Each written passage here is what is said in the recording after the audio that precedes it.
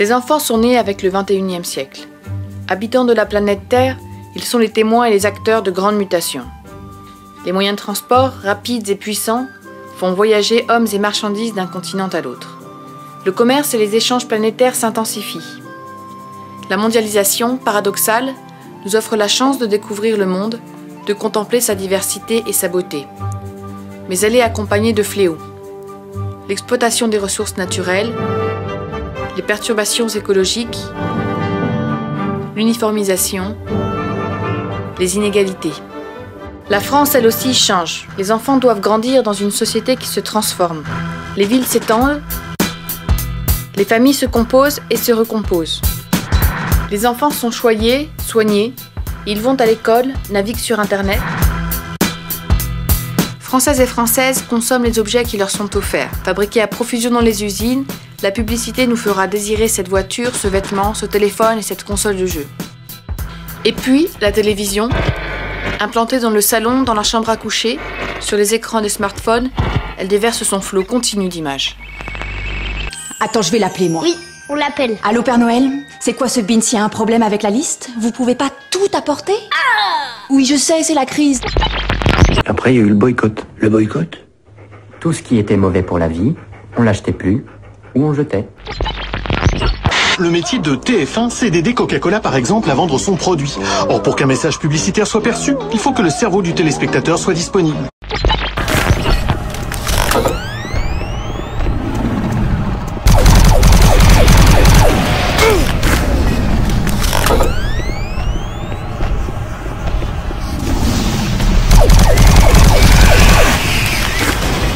C'est normal. Les pauvres, c'est fait pour être très pauvres et les riches, très riches. C'est donc une nouvelle très inquiétante. La remontée du chômage se poursuit en France. Le nombre d'inscrits à Pôle emploi a encore progressé de 36 100 personnes en catégorie A pour le mois de juillet. Une augmentation. Ceux qui vous promettront d'augmenter le pouvoir d'achat sans travailler plus, vous mentent. De la même façon que ceux qui diraient à vos enfants à l'école, travaille moins, tu auras meilleure note. On doit réussir parce que sinon on redoublera toujours et on ne pourra jamais passer le bac et on ne pourra jamais choisir notre métier. Dans cette société, quelle place pour nos enfants et comment les éduquer?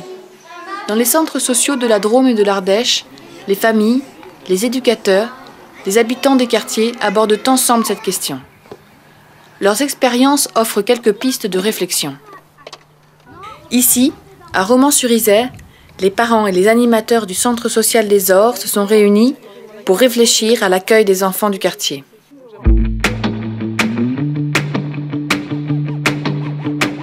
Le projet éducatif, il a été créé avec un collectif de parents qui sont des adhérents de la maison de quartier. C'est des gens qui sont très investis dans la maison de quartier, donc qui viennent aux réunions. On a fait plusieurs temps de rencontres avec eux.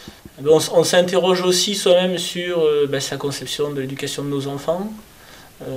Ça peut nous conforter, ça peut nous questionner. En tant que parents, on est vraiment partie prenante de l'éducation de nos enfants, donc on les saucissonne un petit peu dans des rythmes de travail, de vie, mais qu'en même temps, on peut aussi dire non, je ne suis pas d'accord dans ce qui se passe, ou au contraire, ça c'est bien et j'en suis contente. On essaye d'être un lieu qui est ouvert et où les parents puissent prendre une place. On est parents, mais on a envie de savoir ce qu'ils font.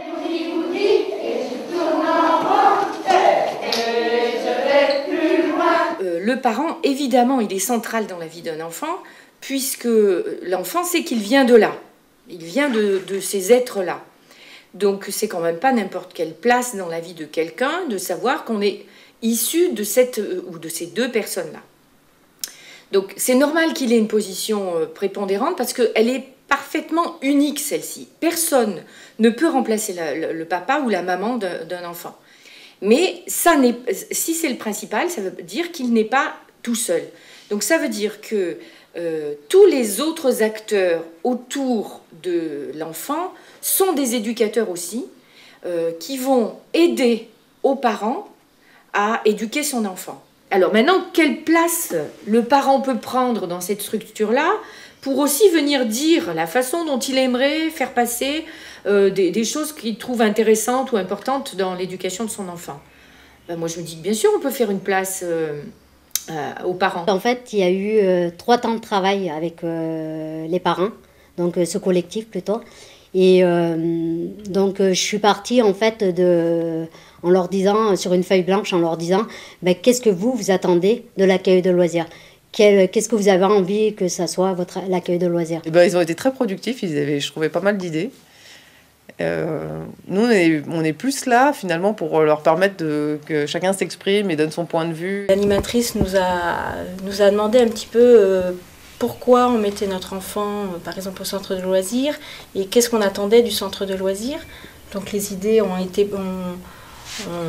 été plus sur le rythme de l'enfant, sur différencier ce lieu d'accueil du rythme scolaire, des petites choses comme ça. Et puis après, autour de ces idées un peu flash, on a eu aussi des discussions, des débats entre nous. Ces débats entre parents et animateurs font évoluer l'accueil des enfants dans les centres sociaux. Une des préoccupations concerne le rythme de vie des enfants. Nous, en tant que parents, on est vraiment dans un rythme de vie qui évolue, qui se modifie facilement, et du coup, le rythme de l'enfant, il en pâtit, et du coup, il faut l'adapter et rapidement, presque dans l'urgence. Tout va de plus en plus vite, quoi. Et là,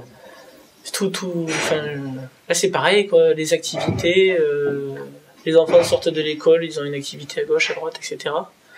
Et là, c'est pareil, nous, quand on a fait le projet éducatif, il est quand même apparu clairement de la part des parents qui relaient, en fait, je pense, une volonté aussi des enfants, c'est que il faut que ça soit le centre de loisirs, à un moment donné, une bulle où, je dirais, il peut aussi se poser. Ce qui génère aussi peut-être beaucoup de violence actuellement, c'est le fait de la pression qu'on met sur les enfants, dans le fait que sans arrêt, on les stimule, sans arrêt, on les oblige à ne pas s'arrêter, à ne pas se poser, à ne pas rêvasser, parce que ça c'est du temps perdu, etc.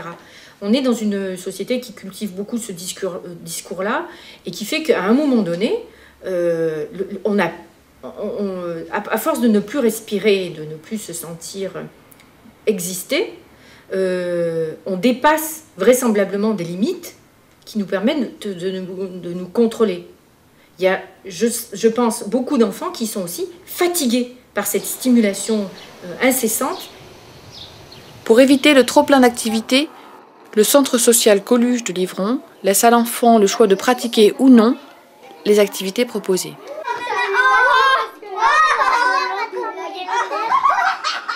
On part de ce principe que c'est les vacances des gamins. Donc si on part de ce principe, on ne peut pas être dans l'obligation de faire des choses, etc. On goûte à tout, on essaye, on va dans l'activité. Quand on en a un peu marre, on arrête, on fait autre chose, on va jouer, on a des coins jeux. Et regardez, ça c'est l'araignée géante. Wow, on dirait une pieuvre. Il y a d'abord la liberté, et apprendre à gérer la liberté quand on est dans une structure où il faut marcher droit, c'est pas toujours facile, quoi. On a toujours peur d'arriver à rien. En fait, c'est le manque de confiance qu'on a envers les enfants.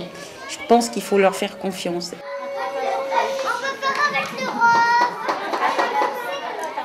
Ça s'adapte vraiment au rythme en fait, de l'enfant, que ce soit pour les petits ou pour les grands. Le fait de pouvoir avoir des matériaux, ils ont le temps, ils ont la liberté et de pouvoir se les approprier et voilà, en fait, ça coule en fait assez bien. Et je trouve que dans la société dans laquelle on vit, où on est tous à 200 à l'heure, on est quand même sur des gens qui bossent, ou une femme ou un homme tout seul, ou bien le couple, etc., où ils speedent tout le temps. Il y a quand même beaucoup de familles monoparentales, on est à côté de l'hôpital, donc il y a beaucoup de familles qui travaillent soit du matin, soit du soir. On est quand même beaucoup à l'écoute de ces différences. Pour les parents qui doivent travailler tôt, le centre social Coluche de Romans-sur-Isère a imaginé accueillir les enfants en pyjama. L'accueil pyjama, en fait, c'est une idée qu'on a mis en place depuis à peu près 1 an. On s'est rendu compte que les enfants dont les parents travaillent n'ont pas vraiment de repos pendant les vacances, ils viennent super tôt. Ils se lèvent encore plus tôt que quand c'est l'école, ou voire aussitôt. donc du coup ils n'ont pas vraiment de vacances. Donc on a mis en place ça, c'est-à-dire que tous les enfants qui viennent avant 8h30 le matin peuvent venir pas habillés, pas toilettés, pas pris le petit déjeuner, juste tirés du lit. Ils peuvent finir la nuit s'ils y arrivent à l'étage dans une salle qui est prévue à cet effet. Et ils prennent le petit déjeuner ici, ils s'habillent ici, font leur toilette ici, donc ils gagnent à peu près une demi-heure de sommeil. Moi je vais peut-être aller préparer le petit déjeuner quand même, parce que vous allez avoir faim bientôt.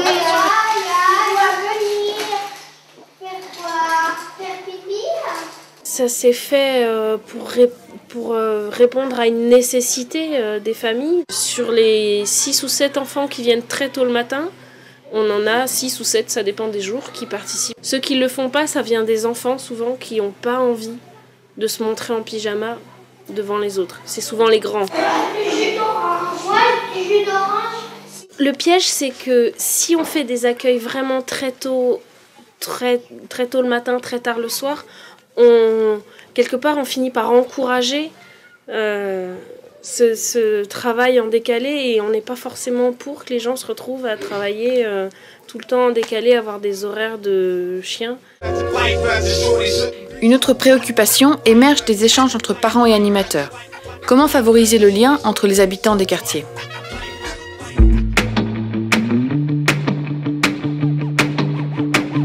On est souvent chez soi et puis on a peur de sortir, on a peur de se connaître les uns les autres, et je trouve ça dommage, quoi.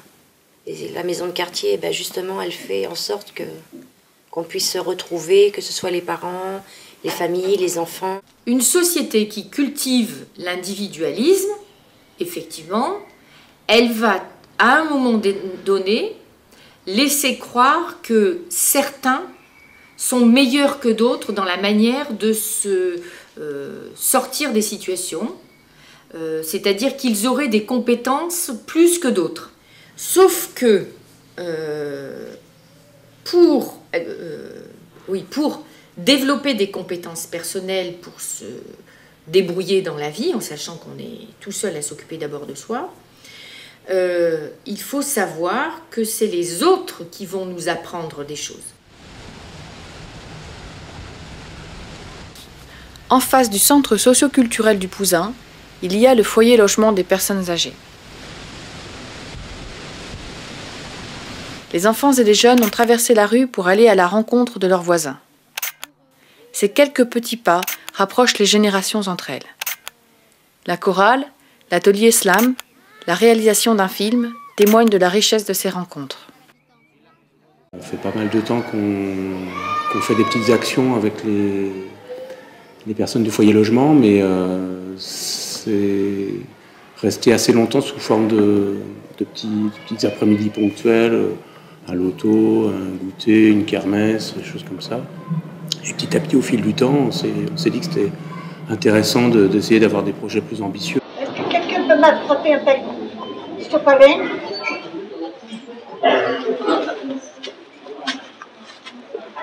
Merci.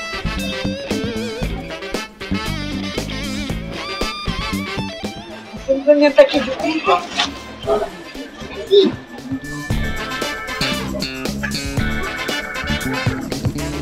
On peut me donner un papier toilette? Merci.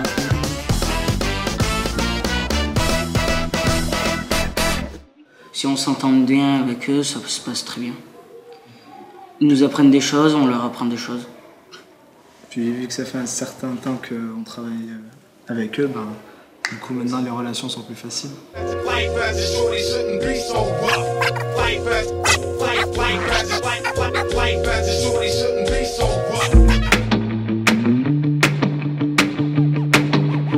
Aujourd'hui, je suis dans une société de consommation, c'est-à-dire de biens de consommation, que des générations avant moi n'ont pas connu. C'est-à-dire, qu'est-ce qu'elles n'ont pas connu? Elles n'ont pas connu la difficulté que moi j'ai aujourd'hui à devoir résoudre sans cesse, à tous les moments de ma vie, presque 24 heures sur 24, la question d'avoir à choisir. Je suis sans arrêt envahie par l'idée que j'ai le choix. À la fois, c'est bon, parce que ça veut dire que j'ai une forme de liberté. C'est-à-dire que si j'ai 10 t-shirts devant moi, de 10 couleurs différentes, je peux choisir la couleur qui va me faire plaisir à moi.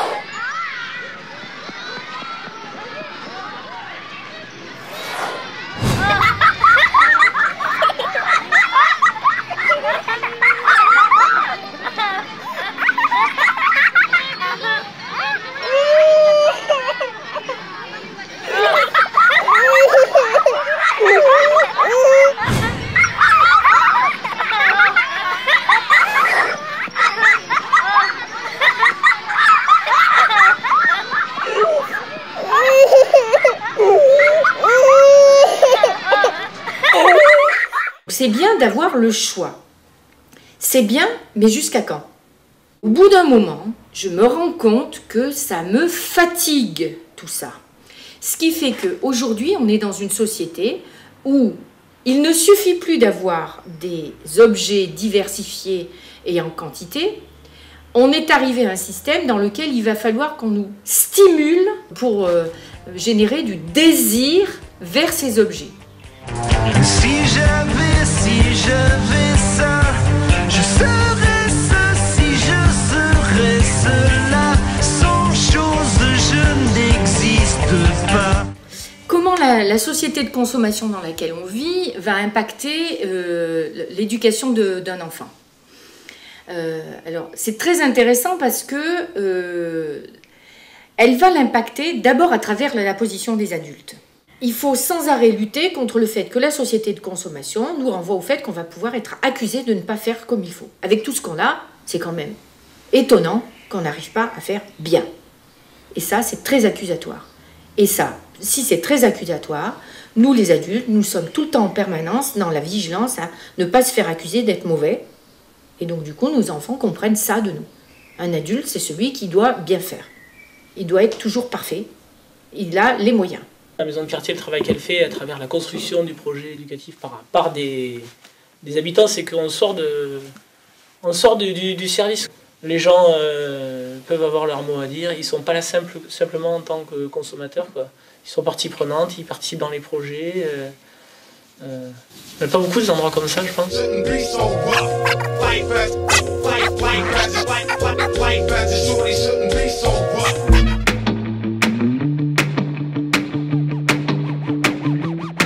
Louise, Aude, Marc, Véronique, Angelès, Pierre ou encore Marie se mobilisent pour améliorer l'accueil des enfants dans nos structures de proximité. Les sujets abordés ne manquent pas. Par exemple, que penser des aliments proposés à nos enfants dans les cantines? Dans notre société métissée, comment valoriser les échanges interculturels? Et il reste tant d'autres questions à poser.